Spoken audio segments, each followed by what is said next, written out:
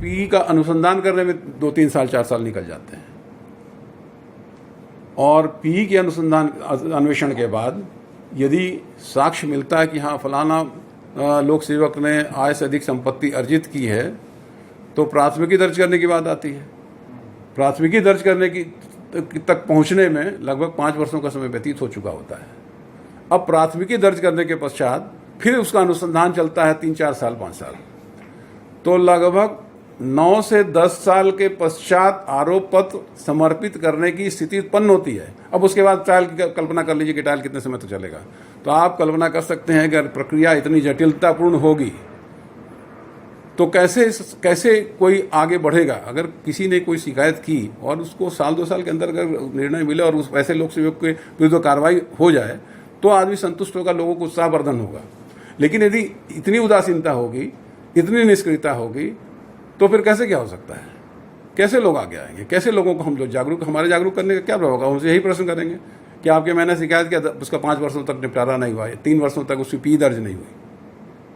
तो ये स्थिति है। तो हमारा सोचना था, जो वर्तमान मुख्यमंत्री हैं, चूंकि युवा मुख्यमंत्री हैं, और आते ही साथ इन्होंने जो ट्विटर पर आदेश देना शुरू किया, तो ट्विटर पर आदेश जब देना शुरू किया और उस पर कार्रवाई होनी आरंभ हुई, तो हमारी आशा जगी थी। हमारी आशा इसलिए जगी थी कि यदि आप ट्विटर पर किसी को आदेश दिए हैं तो आपने बहुत से नियमों को शांत किया है और आपने उस वाद की गंभीरता को समझा है, और उसकी गंभीरता को समझते हुए आपने निर्देशित किया संबंधित अधिकारी को तत्काल कार्रवाई करने के लिए।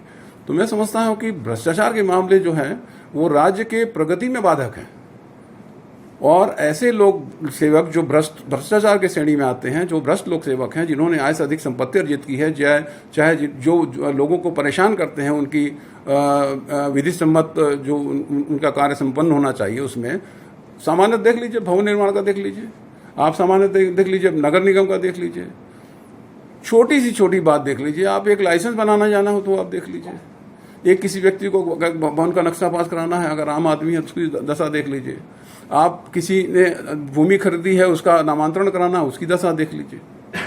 तो ऐसी अवस्था में हम लोग क्या कर सकते हैं?